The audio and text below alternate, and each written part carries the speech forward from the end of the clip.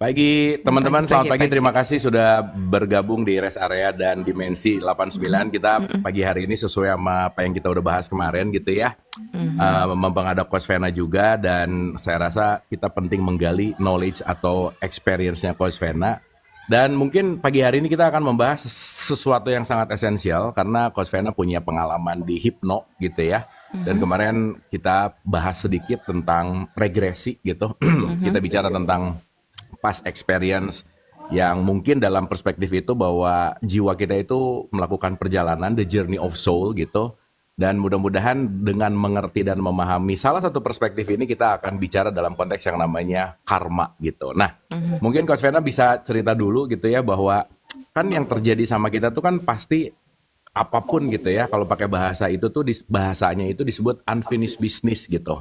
Sehingga at least kalau kita mulai lumayan ngerti tentang ini, apapun yang datang ke kita tuh kita nggak terlalu drop banget, nggak terlalu kesal banget, nggak terlalu benci banget karena tahu bahwa apa yang terjadi pasti kaitannya sama tabur tuai gitu. Sehingga tabur tuai yang banyak tidak kita pahami dan kita tiba-tiba tumbuh buahnya gitu ya. Jatuh temponya datang, lupa gitu kapan ngutangnya, kapan nanamnya. Nah, mungkin kan itu akan ada kaitannya sama si journey of soul ini gitu atau perjalanan jiwa. Nah, mungkin boleh cerita dulu Coach Vena tentang si karma ini tuh sebenarnya apa sih, kaitannya sama past life experience tuh seperti apa gitu. Silakan Coach. Oke, yes.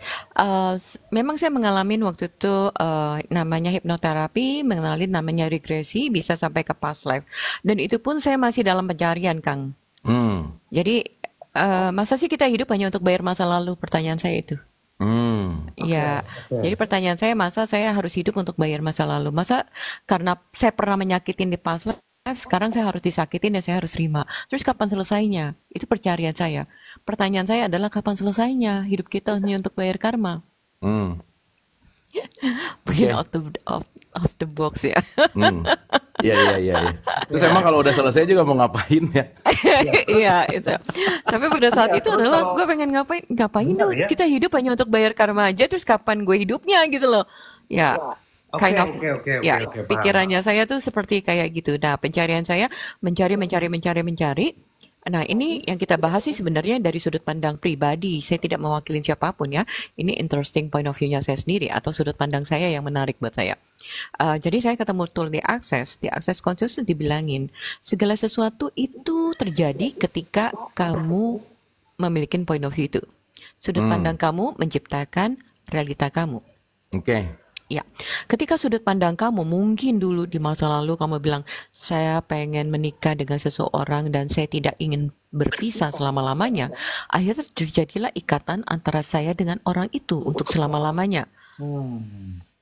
Ya, jadi dari kehidupan masa lalu, terus saya lahir lagi, saya masih punya ikatan tuh sama orang itu.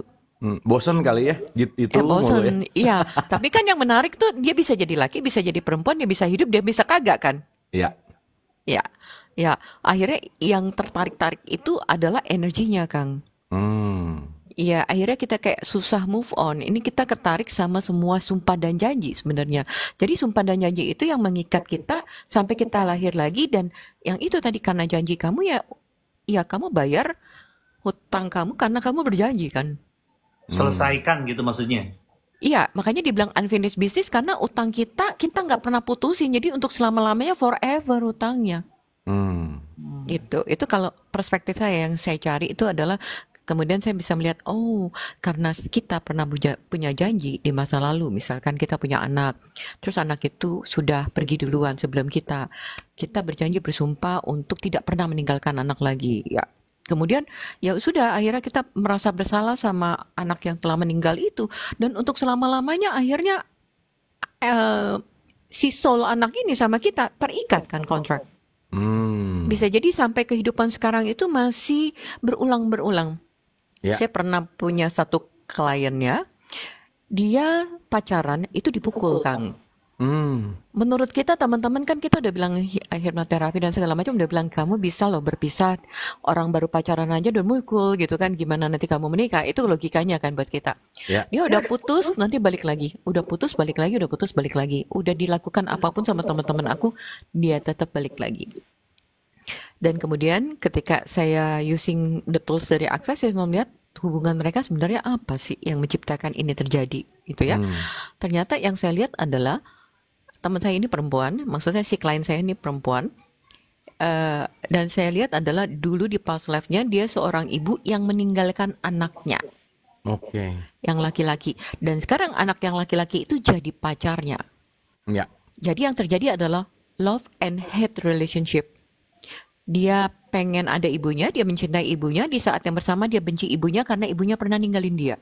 Hmm. Ya, dan ibunya merasa bersalah karena pernah ninggalin dia, pengen pergi tapi nggak bisa. Jadi pacarannya itu jadi kecampur, udah energetically-nya udah berantakan. Ya, jadi si perempuan itu, si klien saya ini pengen ninggalin laki-laki itu atau pacarnya, tapi di sisi lain dia merasa bersalah tiap kali dia ninggalin. Dan laki-lakinya itu membenci dan sekaligus mencintai.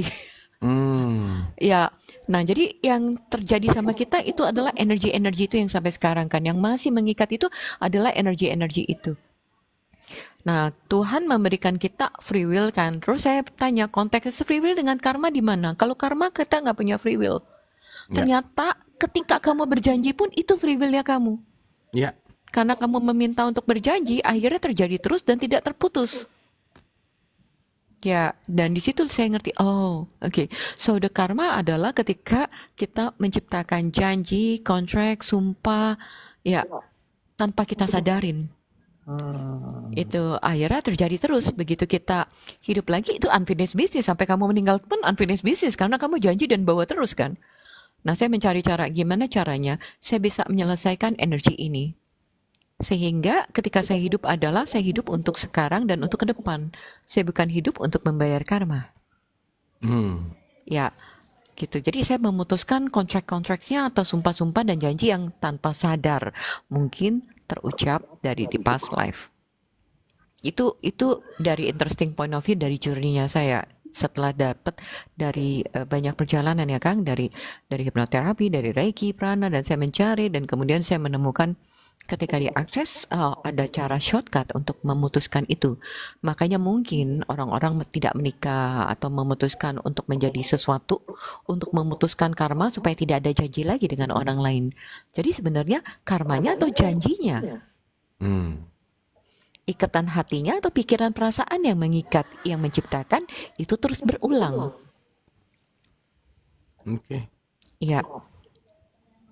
Itu menarik sih, sangat menarik. Tapi kalau boleh mundur jauh ke belakang, Yes. Coach Vena, Ya. apa sih yang ngebuat Coach Vena tuh nyari-nyari ini terus? Apa sih turning point-nya? Apa sih si titik kulminasi yang saya pengen nyari ini? Kan pasti ada sesuatu yang narik tuh ya.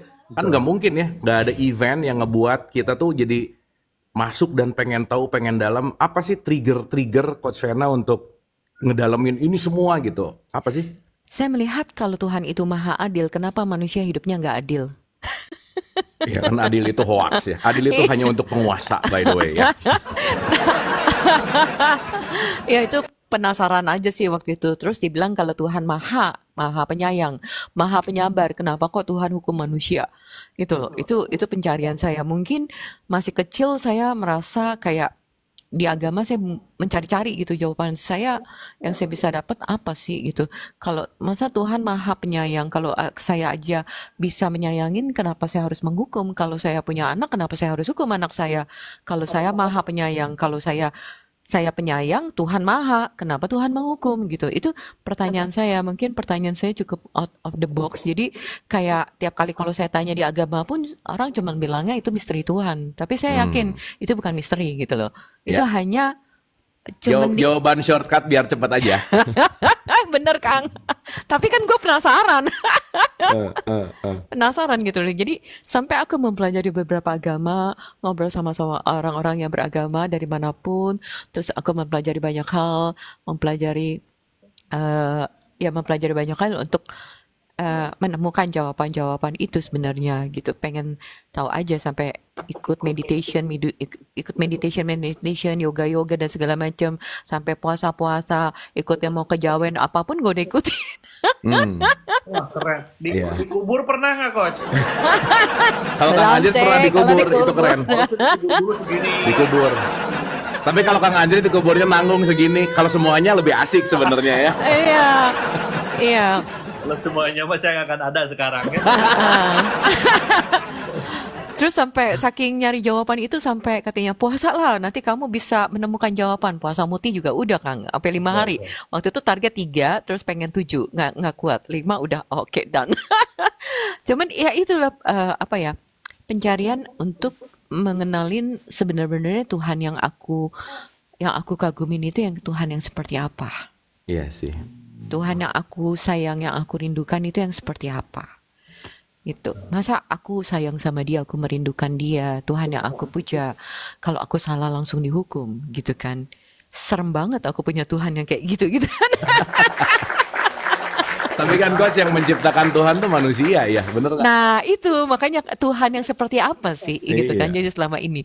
Tapi ketika menemukan itu keren banget, gitu. Itu keren banget. Dan Tuhan yang gitu ya ada di dalam sini kan. Yang ketika kata Tuhan, aku menciptakan kamu segambar serupa. Terus kalau Secitra. secitra. Kalau di Muslim dibilang, aku menghembuskan nafasku. Lah, berarti kan Kang Abu juga Tuhan, si Anjri juga Tuhan. Hembusan nafas Tuhan kan? Kalau kita mungkin, tapi kalau Anjrit enggak kayaknya sih. Karena yang penting Itu bukan Coach, hembusannya ya, gitu. yang penting hidup makan enak. Ya, jalan-jalan bisa. Duit Itu sih- banyak gitu ya. itu- Udah itu penting. Itu sisa napas tuh dia yang ngepusin. Ya, benar. Karena balik lagi ya, kita tuh terlahir dalam dunia konsep gitu. Even Tuhan itu kan konsep kalau kita mau bicara dalam apapun itu gitu. Sehingga kalau kita ngelihat ada orang yang beragama terus agak gimana banget, keras banget, ya Tuhannya nggak asik gitu. Perspektif dia tentang Tuhan yang nggak asik dalam tanda petik, dan itu kan multi perspektif banget gitu, dan itu menarik. Oke, saya rasa itu dulu. Mungkin Kang Anjrit ada apa ya yang mau dipancing-pancing? Kalau saya sih, jadi Coach Pena ini nggak ada yang namanya karma kalau saya lihat tadi ya. Melainkan membayar sesuatu yang kita ciptakan, itu ya. Ih, Kalau yang pinter saya lihat banget gitu ya. dia, pinter dia. Enggak yang saya lihat. Udah bypass. Gue belajar sampai ke luar negeri dia bypass. Aduh. Itu salah. Nah, ini namanya the power of Soreang ya. Ini namanya. Nih gue belajar sampai banyak nih, pengalamannya banyak. Lu shortcut lagi, pinter banget. Ini nih, Coach, kalau hidup ini unfinished business gitu ya, menurut Coach Pena tadi, berarti ada finishnya gitu kan? Kita yang merasa kita nggak cukup, kayak misalkan kita sebagai anak kita merasa nggak cukup ngebagian orang tua, even orang tua nggak ada, akhirnya yang terjadi adalah itu unfinished businessmu kan. Oke. Ya akhirnya Tuhan kan so be it aja, terjadilah sesuai dengan kehendakmu. Oke. Dan diberikan pilihan bebas kalau kamu mau lanjutin lagi karena kamu merasa nggak beres-beres, merasa menyesal, merasa belum bisa ngebagian terus gitu loh. Oke. Ya itu dari perspektifnya saya ya, setelah saya nemukan. Mungkin Kang Abu sendiri ada mau sharing sesuatu mungkin yang selama ini. Biar berwarna coba. Masalah karma menurut saya itu gimana coba? Iya. Enggak, karma itu banyak yang menilai bahwa kalau aku mukul, aku dipukul. Kalau aku benci, aku dibenci gitu. Kan enggak, gini, setiap pemaknaan itu pasti memiliki level kesadarannya tertentu gitu. Sama seperti 2 tambah 2 ya hasilnya 4. Akar 16 juga ya hasilnya 4. Log 10.000 juga ya hasilnya 4 gitu. Nah, tapi pada pemahaman yang lebih dalam kalau kita bicara karma itu sesimpel, karma itu adalah action, titik. Karma itu adalah semua perilakumu, apa yang kamu lakukan, dan hidup ini nggak bisa lepas dari hukum konsekuensi gitu. Dan ketika kita ngerti bahwa semuanya adalah konsekuensi kan, ya contoh lah ya. Kan kalau kita ngomongin golden rules dalam hidup atau rumus utama dalam hidup itu sesimpel bahwa kalau kamu nggak mau dicubit, ya nggak usah nyubit gitu. Kalau kamu nggak mau dijelekin, ya nggak usah ngejelekin gitu. Nah, kan ini juga bagian dari pencarian yang dalam gitu ya. Dan saya rasa hidup itu apa ya, fun gitu ya. Hidup itu dalam konteks kalau boleh pakai pinjam bahasa simpelnya bahwa kita itu diciptakan untuk menikmati, tapi kita tuh terlalu serius gitu hidupnya gitu. Terlalu serius banget gitu ya, terlalu gimana kan, makanya disebut permainan. Tapi memang gak bisa main-main gitu. Nah, jadi saya rasa beneran sih, teman-teman, saya tuh selalu ngomong gini, Coach Vena sama Kang Anjrit gitu ya, bahwa kita tuh semua teman bertumbuh gitu. Dan kalau kita namanya teman bertumbuh, kita tuh semua saling belajar ke semuanya gitu. Dan yang namanya saling belajar kan berarti ada kontribusi saya memberikan, ada kontribusi saya menerima, dan kita sama-sama untuk belajar dalam kehidupan ini, belajar bareng lah gitu intinya. Nah jadi ya itu tadi bahwa orang yang mau belajar adalah orang yang sudah mulai mengosongkan dirinya dulu kan sebenarnya. Betul. Dan kan coach menarik ya kalau kita let's say ya, sorry ya ini kita bicara fakta aja ya. Kita ngobrol-ngobrol gini 8-9 tahun yang lalu pusing loh, nggak akan ada yang denger juga gitu. Iya. Karena Belum memang ada yang masanya ngerti. belum pas gitu. Betul, betul. Iya, gitu. Iya. Dan saya rasa salah satu next Big Bang 4.0 itu adalah si pandemi efek yang semua kita disuruh diem, semua kita nggak bisa kemana-mana, mulai pada mikir gua tuh apa ya, gua tuh ngapain ya, yang tiap hari nyari Tuhan ke masjid nggak boleh. Sorry. Oke. Ini masih oke suaranya? Masih, Oke. masih, Kang. Yang nyari Tuhan ke gereja nggak boleh ke gereja gitu. Dan mungkin mulai sadar bahwa antara masjid dan gereja dua-duanya batu bata yang namanya beda aja sih gitu. Iya. Kalau Akang udah keluar dari out of the box, sudah keluar dari box yang namanya tembok-tembok yang diciptakan sama manusia itu sendiri. Iya, gitu. Yang tadi Kang Abu bilang bahwa karma itu adalah action yang tadi, yang hampir sama yang seperti sebenarnya ya, kurang lebih yang tadi. Ketika kamu niat untuk merawat, menjaga seseorang, dan kemudian ketika udah meninggal nih, itu niatnya tuh belum hilang.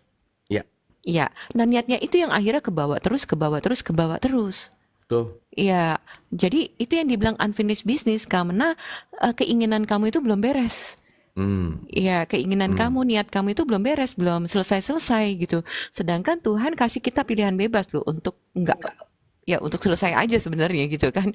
Betul, Iya, betul. makanya karena niatnya belum beres-beres ya lanjut terus. Ya, tapi coach ya yang menarik adalah gini loh. Kalau kita mulai menyadari di level ini, kita tuh nggak akan terlalu banyak nyari salah orang gitu, ngejelekin. Karena kita tahu bahwa setiap pesan yang ke kita tuh kan intinya cuma pembelajaran bahwa hidup itu tidak sesimpel hitam putih gitu kan. Betul. Tapi Ya. kan tadi kalau ngomongin out of the box, ketika ya mungkin kalau saya bicara mayoritas, itu kan dikontrol sama box itu gitu sebetulnya. Betul. Nah, Ya. salah satu karma yang terbaik adalah aku mau keluar box itu atau tidak kan itu intinya. Iya. Karena satu hal gitu ya, tidak ada penderitaan yang membuat kita menderita kecuali aku berantem sama pikiran kita sendiri kan sebenarnya. Nggak ada yang bikin kita unhappy, bikin kita kesal. Cuman semuanya ada di sini gitu. Jadi sebenarnya salah satu yang membuat itu adalah kemelekatan. That's it. Ya, kemelekatan karena kita merasa oh ini anak saya, ini keluarga saya, ini identitas saya sebagai orang Indonesia, ini gender saya sebagai seorang wanita, seorang ibu gitu. Jadi kemelekatan itu yang membuat terulang lagi. Jadi nggak pernah selesai. Tuh, bener Ya. banget. Tuh. Dan sampai tahapan ini kayaknya kita cut dulu. Kang Andri tolong disimpulkan dulu sementara, silakan. Dikasih PR. Gak pernah tahu ada ujiannya. Tapi kalau saya lihat kalau memang Tuhan itu maha sempurna, saya yakin sih manusia yang awal diciptakan mereka sempurna hidupnya. Dan tidak penuh dengan ketakutan, tidak penuh dengan hidup yang unhappy gitu kan. Saya yakin itu gitu kan. Nah, kalau misalkan orang-orang yang terakhir saat ini, bagaimana dia tidak bisa se-happy orang yang pertama hidup, Pak? Karena ketika kita lahir sudah tahu sendiri gitu kan. Di kelas kita udah udah diberikan sistem yang dimana harus saling meninggikan satu sama lain. Kita memang udah didesain untuk saling adu-aduan, masalah nilai, masalah apa, gitu. Nah, yang saya pengen tanyakan, siapa yang menciptakan, bukan siapa yang menciptakan, di mana terlahirnya keinginan yang kurang baik tadi. Kalau misalkan free will yang tadi kata Coach Pena ya, semuanya murni kebaikan, berarti ada dong free will yang mengandung tidak kebaikan gitu. Ya, sebenarnya ketika kita memakai pikiran, bukan memakai hati. Oke. Nah, bisa jadi si pikiran ini tiba-tiba pengen orang misalkan menderita. Nah, itu konsepnya dari mana? Kalau memang manusia ini murni gitu awalnya. Kenapa tiba-tiba pengen? Nah ini saya punya konsep kayak gini, Abu sama Coach Vena. Jadi Tuhan yang pertama ini dalam pengetahuan saya. Pengetahuan, ya. Tuhan itu menciptakan dua manusia ya, dua manusia, terus dikasih anak 20 bukan biji ya, disebutnya apa gitu, disimpan dalam sebuah wadah yang jadi cuma satu, yang jadi cuma satu, dan itu laki-laki yang jadinya tuh. Setelah itu si laki-laki ini dia kesepian, dia pun berdoa meminta pasangan. Dan diciptakanlah lagi satu yang perempuan dari bulan, namanya tuh Dewi Bulan aja kita sebut, oke? Nah, saat pria ini sedang kemana gitu ya, kan ini sedang kemana, ada satu tuh kita sebut iblis aja ya, iblis turun menyerupai sebagai suaminya tadi, yang anaknya dari dua orang tadi, gitu ya, menyerupai tadi. Jadi si iblis ini pun bersetubuh sama yang ciptaan yang dari bulan tadi, sama yang pria. Oh, jadi si Dewi Bulan tuh, si Dewi Bulan ketipu intinya ya. Ya pokoknya dari dua-duanya itu bersetubuh. Nah, terlahirlah beberapa anak banyak lah ya dari situ. Makanya kenapa sekarang yang nggak punya nurani ada orang, yang punya nurani ada. Nah di sananya terlahir, makanya kita sekarang itu ya saling sikut menyikut tuh antara yang tadi anaknya yang terlahir dari siapa Anda. Saya punya kisah seperti itu, pokoknya itu bisa rahasia ya, nggak bisa saya jelasin siapa namanya atau apanya. Yang pasti terjadinya orang bisa melekat terhadap dunia, orang jadi tahu ada benar ada baik dan segala macam karena memang ada dua bibit yang tadi. Yang satu memang dalam dirinya, karena sekarang kita lihat di dalam berita, coba orang sampai bunuh ibunya, coba ya, orang sampai bahkan sekarang ada tuh 14 tahun di mana, di Sentul ya, di mana tuh ngebunuh satu keluarga, itu ngebunuh satu keluarga gitu. Nah itu nanti tanggal 5 saya ngisi di tempat itu Kang. Iya kan, coba itu menarik, coba bayangin gitu kan, bayangin gitu, bisa sampai ada manusia sebuas itu gitu. Kalau ini berdasarkan cerita yang saya pegang gitu mengenai kisah yang tadi, oh ini bisa jadi karena memang darah dan batinnya itu ada salah satunya dari keturunan iblis tadi. Makanya ada yang jahat, ada yang jahat, ada yang ada yang kita sebutkan baik lah ya, atau dua-duanya itu gak ada boleh lah ya. Tapi yang pasti di dunia ini memang ada yang jahat, ada yang baik, mau gak mau gitu. Nah itu terlahirnya tuh dari situ. Kalau menurut cerita versi saya, gitu. Iya. Ya menarik sih. Menarik. Kalau dari saya sendiri sih tercipta sejak kita diciptakan tentang kelangkaan atau kekurangan. Mungkin sejak zaman terciptanya api. Gitu. Dulu mungkin manusia makan tumbuhan banyak dan kemudian tercipta itu, terus kemudian tercipta mulai makin modern, mulailah kayak ada program-program kelangkaan. Ya, kalau dulu kan orang suku-suku itu kalau dia pergi mencari hewan-hewan, dia pulang dia bawa pakai buat rame-rame hewannya, ya makannya rame-rame gitu kan, nggak ada makan buat sendiri. Ya dia makan untuk satu suku, yang wanita juga masak untuk satu suku. Jadi di situ nggak ada keterpisahan sebenarnya, dia sama-sama gitu kan, makan sesuatu. Itu kan makan yang pertama nih, yang membuat jadi orang jadi serakah kan pertama dari itu ya. Terus kemudian diciptakan kelangkaan, kalau kamu nggak makan ini nanti kamu kelaparan. Mulailah di situ mungkin terjadi, mungkin ya menurut saya, ini versi saya kan, tadi versi Anjrit kan, versi gue nih Jrit. Makanya kita bikin film aja. Kalau versi saya tadi sih sebetulnya keluhnya, kenapa anak Nabi Adam saling bunuh gitu kan? Iya gitu kan. Ada kan? Iya betul. Kenapa bisa sampai segitunya gitu? Iya gitu. Nah terus mulailah akhirnya terjadi diciptakan kelangkaan dan mulailah terjadi kayak kalau memilikin itu hebat, kalau nggak milikin itu enggak. Dan itu kan sampai konteksnya ke sekarang. Ini tas nih atau ada produk nih yang Oke. langka, limited edition. Padahal kan sebenarnya nggak limited, dia mau ciptain lagi bisa.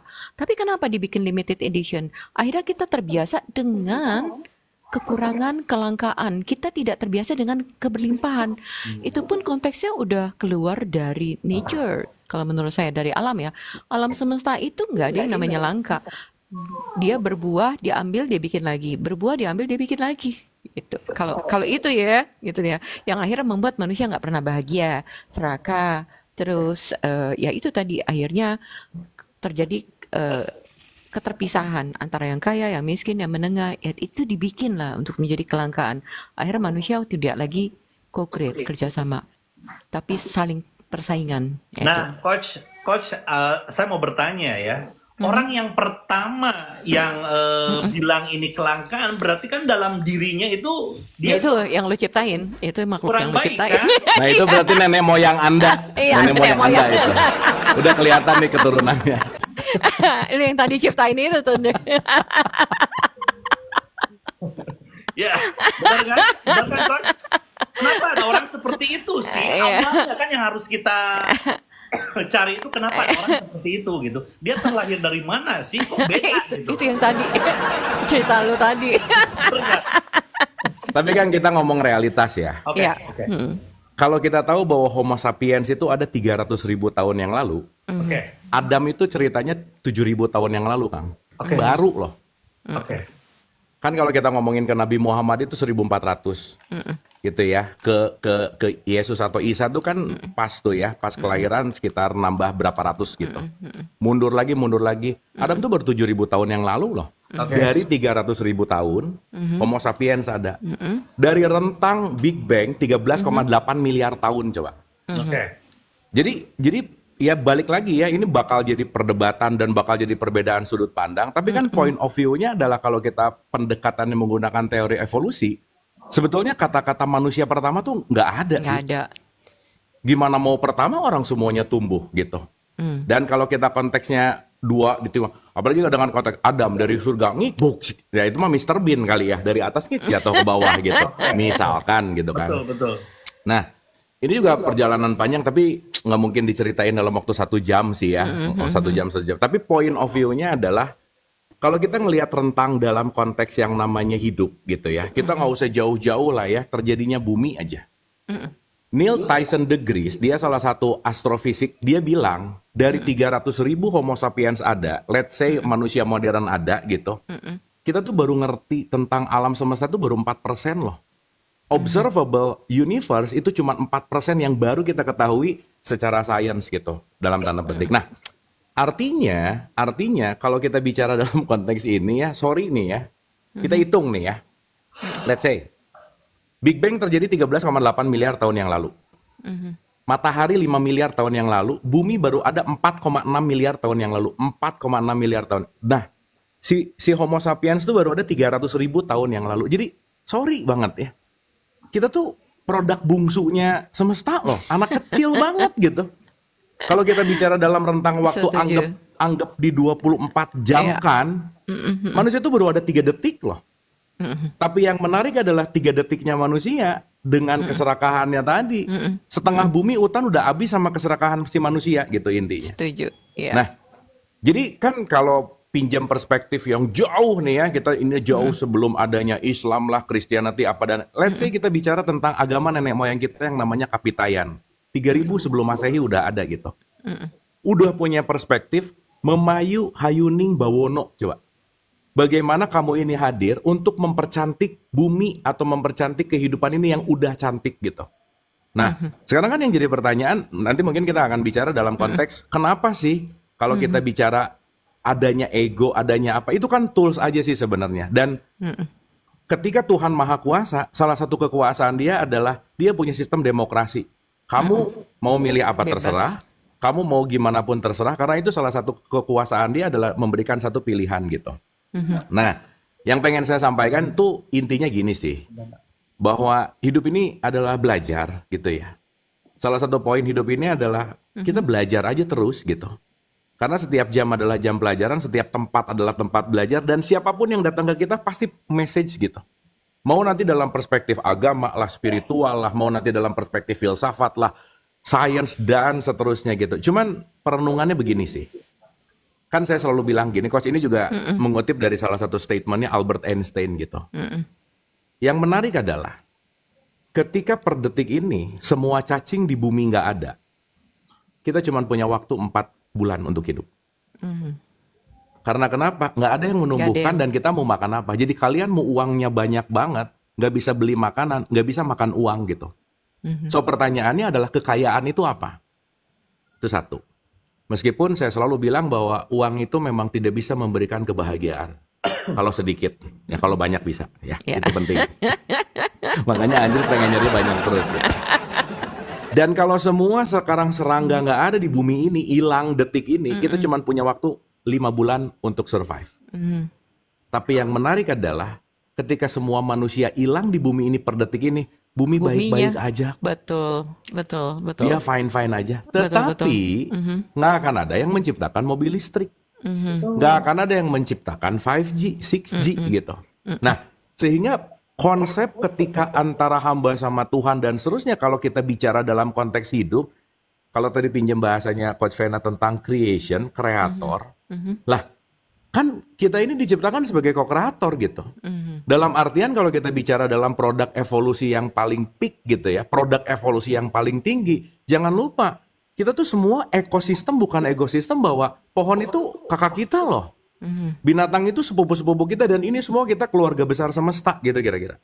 Sehingga kalau kita bicara dalam konteks kesatuan, kalau kita ngomongin juga hukum semesta yang nomor 1 disebut the law of oneness, ya sebenarnya kan kita itu hanya tersekat oleh identitas dan pola pikir gitu. Nah, jadi saya rasa mau datang cerita dari Mahabharata, mau datang cerita dari A, dari B, dari C, realitas hidup adalah sesuatu yang kamu alami langsung, bukan dapat informasi dari mana-mana. Itu sih perspektif saya gitu. Dan belief system itu kan juga bahaya gitu. Karena apa? Kalau pinjam dari bahasa Coach Vena tadi, apa yang kamu yakini, itulah realitas dirimu gitu. Jadi kalau kamu meyakini ini semua adalah keburukan, ya hidup kamu akan buruk gitu. Dan kalau kamu meyakini bahwa hidup ini adalah sesuatu untuk dinamis, ya hidup kamu akan dinamis juga gitu. Jadi karma adalah bagaimana aku memilih gitu. Karma adalah bagaimana aku melakukan. Karena setiap action itu datang pasti nomor 1 dari apa? Keputusan. Nah, keputusanmu datang dari mana gitu. Nah, itu kan yang paling penting adalah datangnya keputusan ini datang dari mana. Nah, jadi saya rasa balik lagi ke cerita Adam lah, bulan lah, tadi karma dan seterusnya. Kata kuncinya adalah bagaimana kita terus bertumbuh dan belajar. Dan ingat ya, kita baru ada 3 detik nih. Jadi manusia nggak usah ngerasa penting lah, karena kalian biasa-biasa aja sih sebenarnya. Itu Kang, menurut saya sih Kang. Mantap ya. Disimpulkan dong Kang, kasih PR. Oh ya, silakan Kang Andri, gimana kesimpulannya sementara? Jadi kesimpulannya teman-teman ya, kalian belajar. Ya, biar saya aja yang cari uang. Benar. Karena gini Kang, sekarang kan lihat ya, sorry to say ketika ada orang datang debat, yang paling benar ini, yang dua-duanya tuh kadang-kadang ngedebatin dokumen lama, yang dia nggak punya argumentasi sendiri loh. Dan nggak ngalamin lagi. Dan nggak ngalamin. Benar, dia cuma pinjam cerita menurut. Jadi hidupnya tuh menurut terus gitu. Iya. Terus emang kamu diciptakan hanya untuk copy paste omongan orang, hanya untuk kamu cerita dan dongeng-dongeng untuk kamu percaya dalam sebuah imajinasi dan dalam tanda petik halusinasi gitu misalnya, gitu kan? Makanya kan mau apapun kita bicara tentang masa depan, masa lalu, ilusi, dan hidup itu hanya sekarang di sini saat ini. Itu nomor 1. Yang kedua, yang menarik lagi bahwa setiap apapun yang terjadi di sini kan semua adalah grand design yang kalau tadi saya bicara bahwa manusia jangan ngerasa penting. Tapi semua keberadaan kita itu sudah punya casting-casting yang semuanya dalam perfect design gitu. Dan ya terserah orang mau manggil itu kecerdasan tanpa batas, mau manggil itu Tuhan, mau manggil itu Yahweh, mau manggil apa. Karena poin pentingnya adalah ngapain kita berantem atas penamaan yang berbeda, padahal esensinya itu-itu juga gitu. Itu sih. Iya, setuju. Dan kayak tadi Kang Abu bilang bahwa itu adalah ilusi, masa lalu dan masa depan itu ilusi. Tapi banyak sekali orang masih terjebak di masa lalu dan ketakutan untuk masa depan yang belum tercipta. Dan ketakutan itu dia bawa sekarang dan masa lalu dia bawa sekarang sehingga kehidupan dia di masa depan tercipta dari pikiran dia saat ini karena dia memilih itu gitu loh. Tuh. Ya, ya. Jadi yang Kang Abu bilang kenapa kita nggak hidup present gitu. Hidup present itu relax. Tapi kita ingin mengkontrol segalanya karena kita ngebandingin orang lain kok sukses aku belum dan dia mengkontrol segalanya gitu. Dengan membanding-bandingkan dia mengontrol segalanya sehingga dia tidak bisa menikmatin keindahan semesta. Kang Abu bilang cacing aja bisa bermanfaat. Kalau nggak ada, kita udah nggak hidup di planet ini. Tapi seberapa banyak kita yang menghargain? Kita hanya menilai kehebatan orang tuh berdasarkan kesuksesan, berdasarkan kekayaan, berdasarkan prestasi. Ya, sehingga kita tidak bisa menilai diri kita juga udah berharga. Sebagai bagian dari yang ada di semesta ini. Kalau kita bisa menilai diri kita berharga, nggak butuh validasi dari orang, maka kita bisa akan lebih banyak berkontribusi. Tuh. Ya, tapi banyak dari kita ingin divalidasi keberadaan kita, ingin divalidasi kepintaran kita, ingin divalidasi kesuksesan kita. Karena kita merasa nggak sukses, jadi ingin divalidasi. Merasa nggak berharga, jadi ingin divalidasi sama orang. Itu. Kalau hidup kita bisa menikmatin semua yang kayak tadi Kang bilang, bisa benar-benar menerima kontribusi dari yang namanya pohon, dari yang namanya tanah hewan dan segala macam, kita tuh nggak ada yang namanya sendirian. Kita nggak ada yang namanya merasa tidak didukung. Orang semesta kasih oksigen kok, dukung kita hidup. Kita nggak, ya, terus nggak ada yang namanya kita merasa nggak berharga. Matahari menyinarin tanpa memilih-milih. Tuh.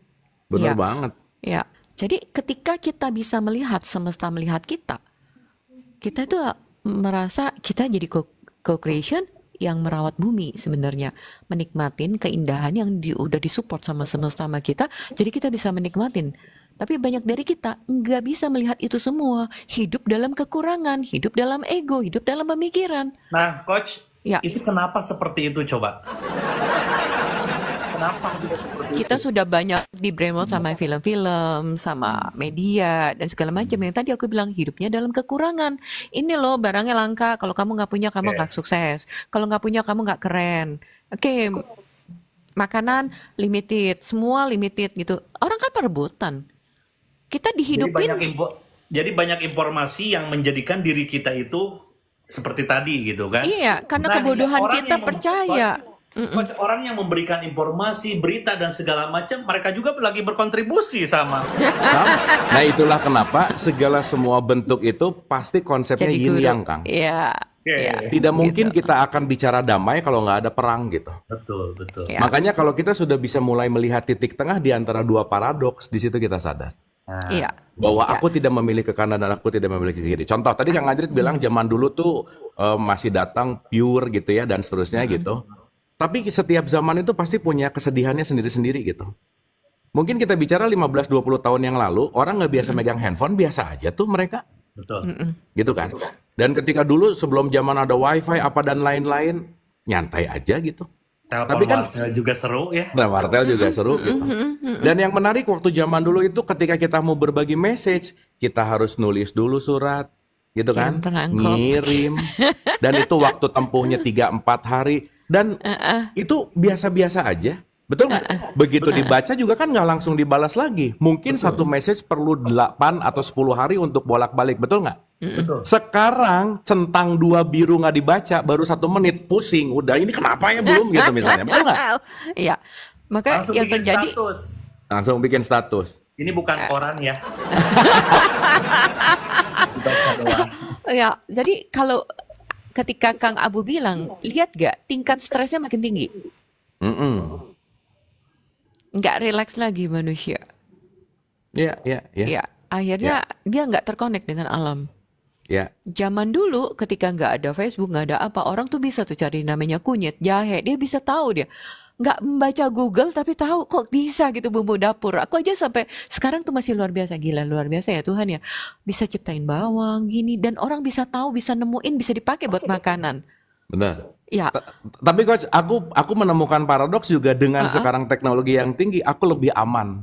Kenapa coba? ya, Dulu dikasih tahu ya, Iya. ini cerita ya, Iya. dalam perspektif teologis Islam Iya. itu, di akhirat nanti bahasa yang dipakai bahasa Arab. Dan kalau aku nggak ngerti bahasa Arab, nanti di akhirat pusing dong. Tapi sekarang aku tenang, kenapa? Ada Google Translate, nanti tinggal ditranslate aja. Aman. Beres, ya. Gitu, aman. Tapi benar, segala sesuatunya tinggal dari bagaimana kita melihat ya. Bisa melihat dari yang baik, bisa melihat dari yang buruk gitu kan. Ya teknologi juga bisa memberikan kemudahan sama kita. Kalau misalkan saya ke Bali naik jalan kaki atau naik kuda, nggak sampai-sampai gitu kan. Kalau sekarang tinggal 2 jam gitu ya. Jadi teknologi bisa memberikan kebaikan, tapi teknologi juga bisa membuat beberapa orang stres. Kayak tadi, nggak dibales langsung bikin status. Tuh, benar. Jadi kita ulang dari awal ya. Ya. Tadi kita ini membahas tentang karma. Dari awal mana? Dari sebelum Lebaran waktu itu? Jauh Ini banget dari ya. sebelum penciptaan Nabi Adam. Ya, ya. Jadi kalau dari Coach Vena itu Ada yang karma itu ngaruh. adalah sebuah free will ya, keinginan bebas kita yang mana itu harus selesai gitu kan.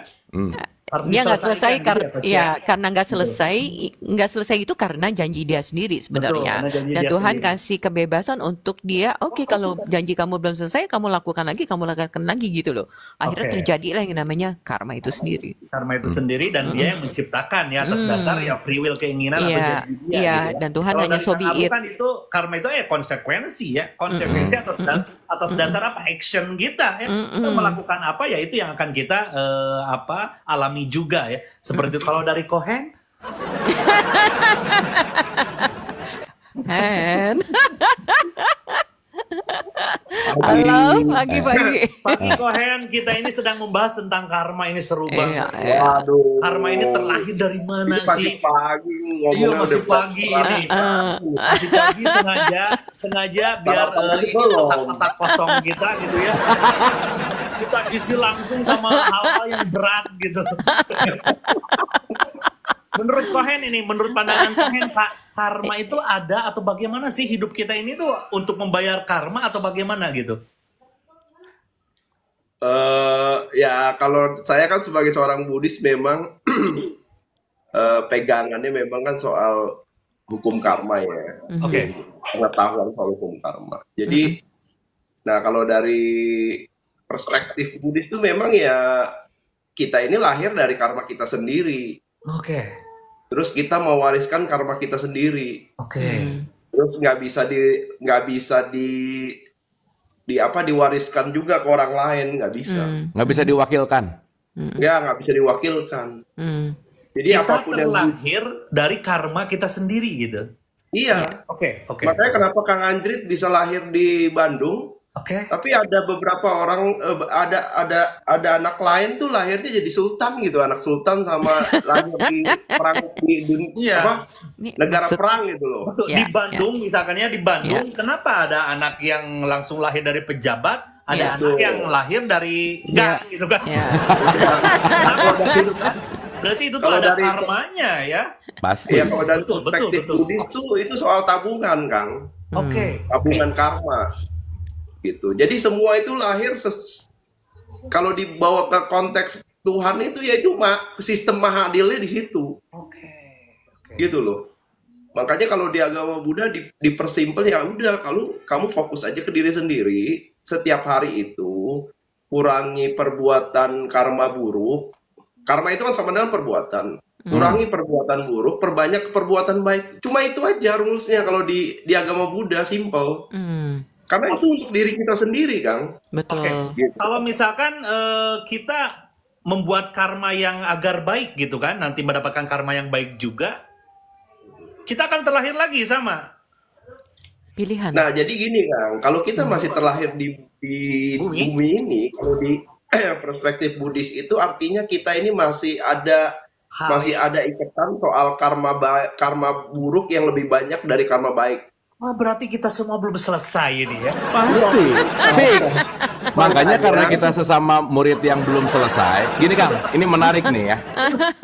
Bumi itu sekolah yang dibikin untuk ngeberesin semua. Nanti kapan-kapan kita bahas dari level yang paling tinggi gitu ya. Jadi bumi itu adalah tempat percepatan kita untuk lulus dalam tanda petik. Makanya di bumi ini semua frekuensi disatuin tuh. Mau ada yang merah, ada yang kuning, ada yang hijau. Untuk apa? Untuk saling belajar. ini keren. Jadi sorry ya, kalau kita mau bicara tujuan hidup apa ya, mau surga, kayak mau apa, oke lah. Tapi point of view dari konteks kalau kita mau ngelihat dalam perspektif realitas gitu, ya hidup mah untuk hidup aja sih. Untuk kamu mengalami semua ribuan rasa yang datang ke kamu, dan itulah tujuan hidup kamu untuk ngerasain ini semua. Ketika sedih, oh ini tujuan aku untuk ngerasain sedih ini. Oh aku tahu ya sedih itu kayak gini. Untuk senang, oh aku untuk ngerasain senang ini. Oh aku tahu ya kalau senang tuh kayak gini. Dan setiap ribuan rasa akan membuat kita semakin berwarna. Dan semakin kita berwarna, semakin kita akan memiliki output yang dalam tanda petik perjalanan dengan menarik gitu loh Kang.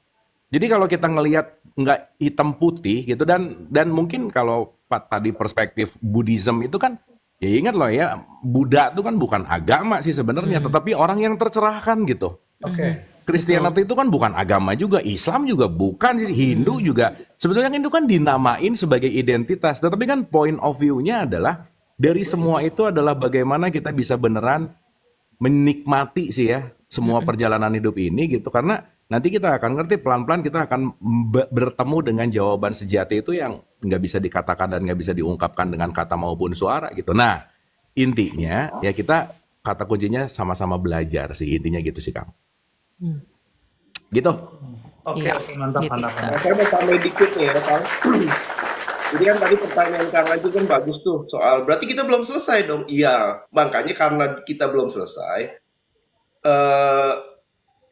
ada konsep yang namanya reinkarnasi kan. Oke. Kan ada kata re tuh. Re itu artinya mengulangi gitu loh. Iya, jadi dia mengulangi sampai di titik tabungan karma baik kita itu lebih besar daripada karma buruk. Utangnya udah selesai, karma buruk. Jadinya kata re ini hilang. Yang ada adalah inkarnasi. Dia keluar gitu loh dari roda karma itu, Kang, samsara kalau di agama Buddha. Oke. Tapi tergantung jam sih Kohen. Tergantung jam. Kalau di tukang sate, bukan reinkarnasi, biasanya pakai lontong, reinkar lontong.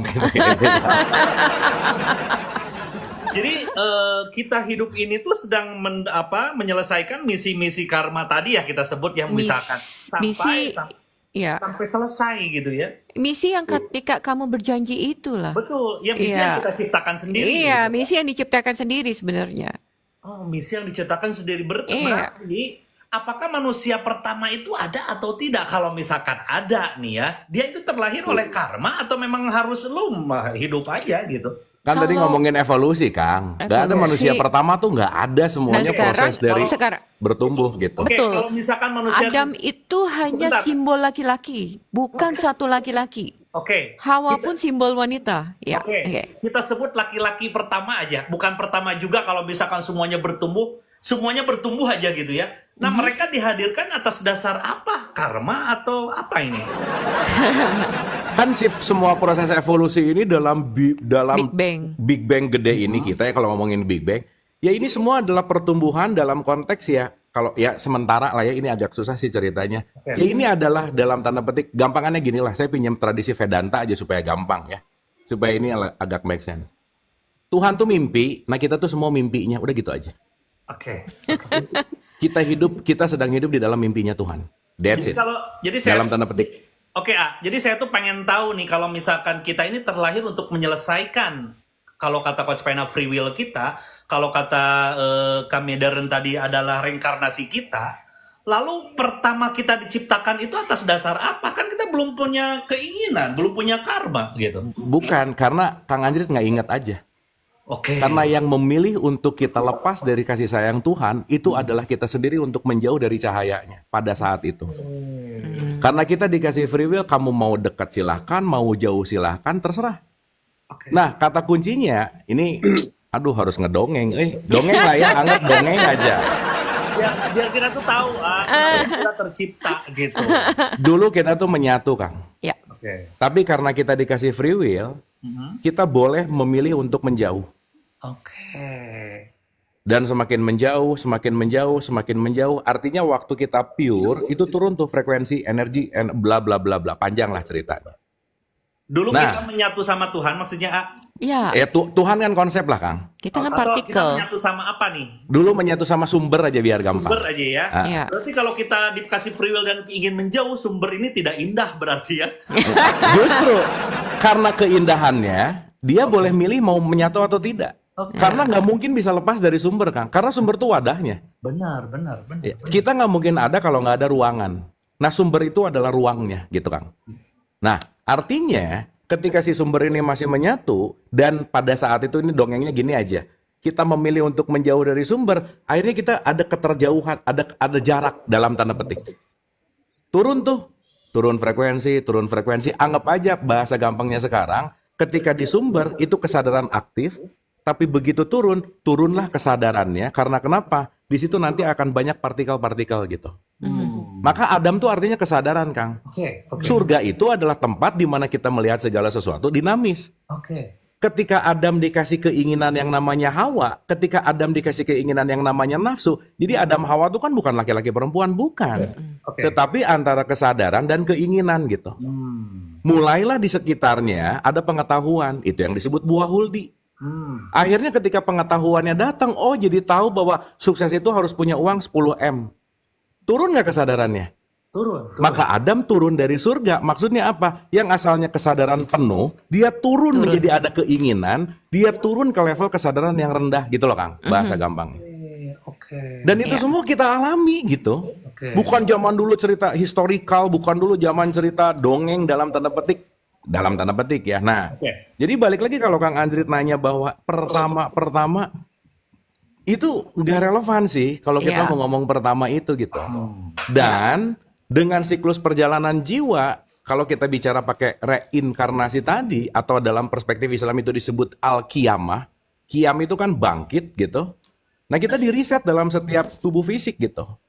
Kenapa? Karena tujuan kita bukan ke belakang terus. Kebayang nggak, Kang? Kalau kita bicara dalam konteks reinkarnasi, aduh masalah gua 3000 tahun lalu belum beres, pusing, Kang. Ini masalah 3 tahun aja masih pusing gitu. Makanya kita nggak hidup buat masa lalu kan? Iya, karena kita nggak hidup buat masa lalu. Nah, jadi maksudnya adalah ketika kita ngelihat ini semua sebagai perjalanan dan lepas dari namanya dualitas benar salah baik buruk, karena benar salah baik buruk tuh ya konsep Kang. Kang Andri bisa ngomong contoh, membunuh jahat nggak?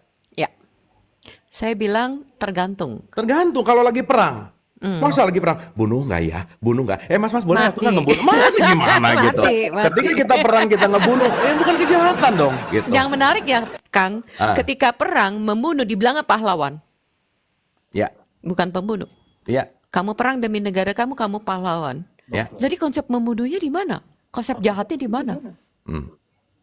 Betul. Dan nanti kita akan ngerti bahwa apapun yang dilakukan, intinya nanti kapan-kapan kita bikin part 2 lah ya.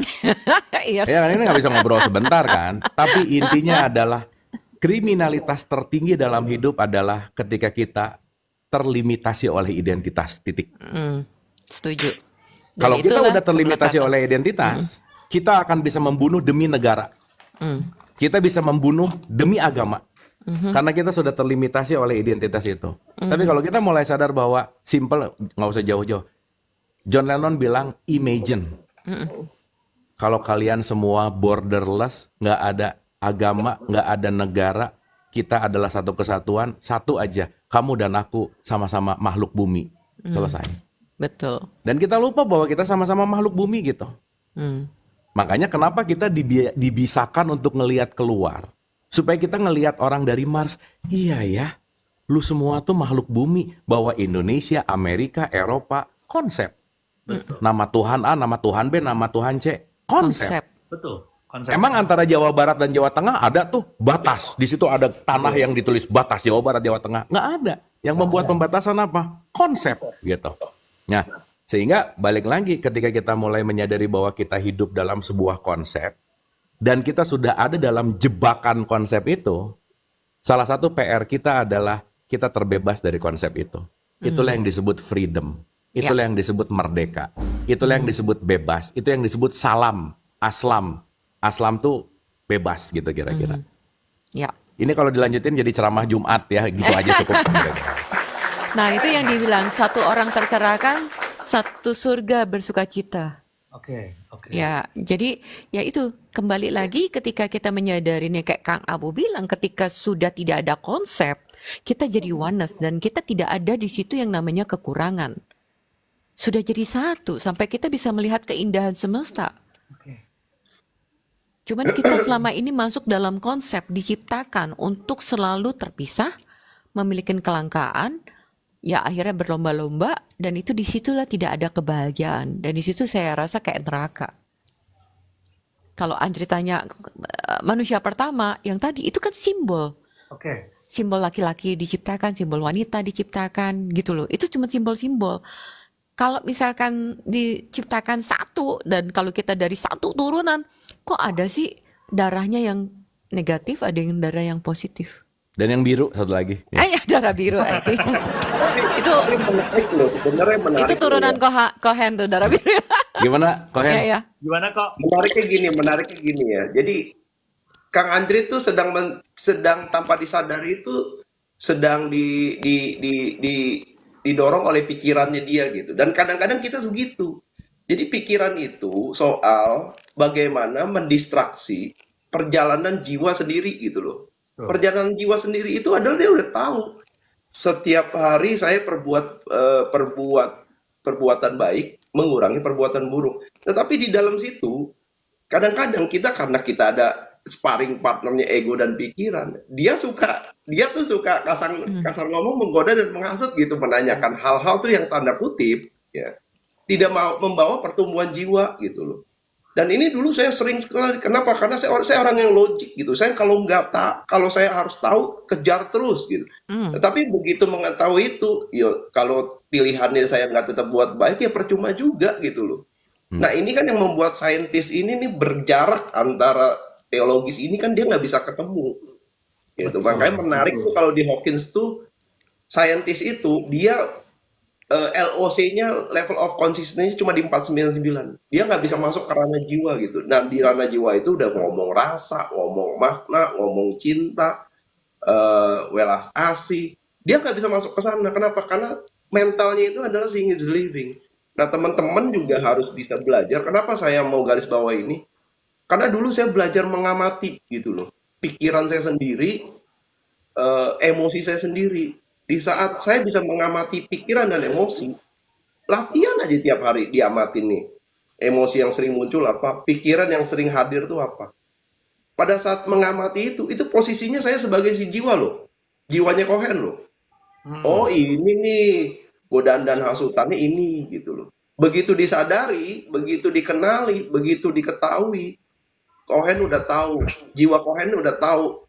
Ini si ego dan pikiran ini sedang menggoda dan menghasut gitu, supaya saya nggak fokus untuk melakukan perbuatan yang membawa pertumbuhan jiwa.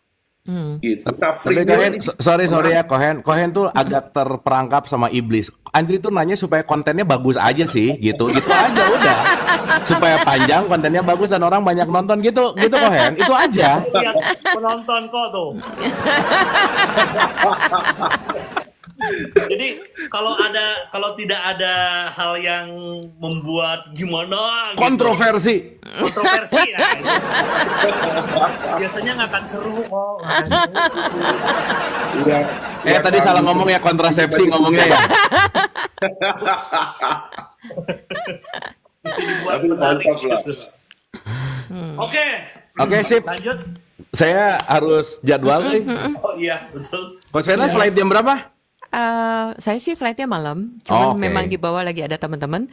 Tapi memang obrolannya menarik. Intinya adalah mungkin kita nggak hidup di belakang atau kita nggak hidup di ke depan, tapi kita hidup di presence dan kita tahu sadar bahwa kita nih oneness.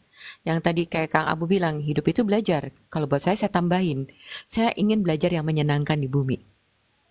Saya ingin celebration di bumi. Saya ingin merayakan dengan rasa syukur bahwa semesta ini udah baik banget sama kita.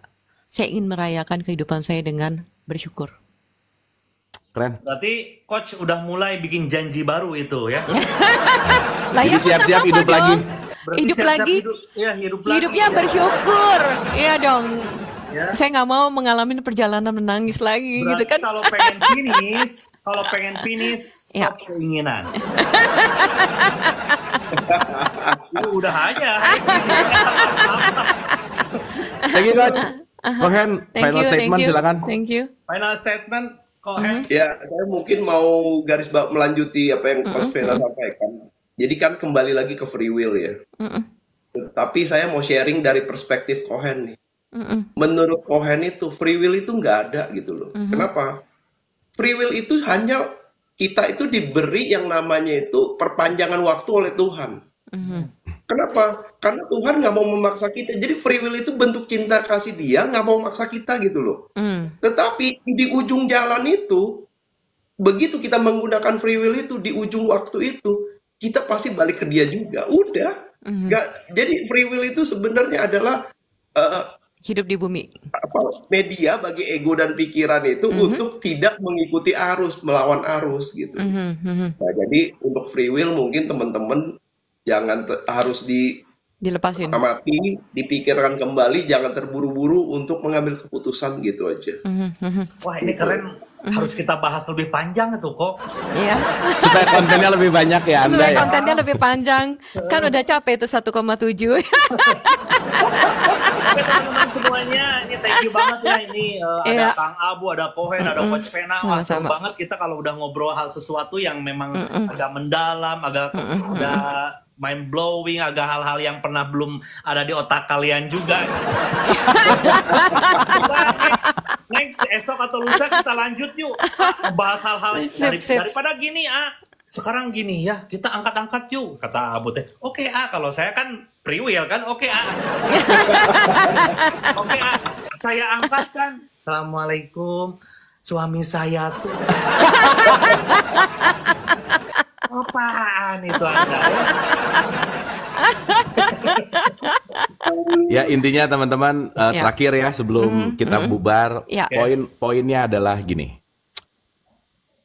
Ketika seseorang mulai memberikan keyakinan kepada orang lain untuk mengikuti keyakinannya, berarti dia belum yakin. Karena seorang believer, seorang yang yakin karena dongeng, karena info, karena baca buku, karena pokoknya katanya dan seterusnya, dia akan mencari validasi untuk sebanyak-banyaknya yang meyakini omongan dia ngerasa itu benar. Tetapi pencari yang namanya seeker, kesejatian itu nggak pernah validasi mau sebanyak apa umatnya, mau segimanapun, karena kenapa? Dia akan selalu meyakini apa yang dialirkan langsung, dan dia akan mencari petunjuk kepada rasa yang sejati dan bukan sesuatu yang ilusi. Terima kasih. Itu sih Kang. Yep. Mantap Thank ya. you. Kita besok bicara tentang validasi ya. Validasi oke. Kayaknya asik Kang nih. Anjir nggak kasih closing statement Kang Anjir. Iya, ini belum lulus ya. nih. Jadi seorang seeker atau seorang believer, dia yang di guha ya. Ya, Kang Andre tolong di closing statement dengan bahasa Mandarin, silahkan. Gua aja kagak bisa tuh. Thank you banget. Thank you Cohen, Coach Vena, thank you ya. Thank you sama-sama. Great session today ya, thank you, asik. Bye-bye. Thank you ya, thank you semua, sehat-sehat semua. Cohen, thank you, Coach Vena, thank you. Yuk, sama-sama, thank you. Have a nice trip, salam buat Melbourne. Thank you. Sama-sama, thank you, bye-bye. Oke, nah.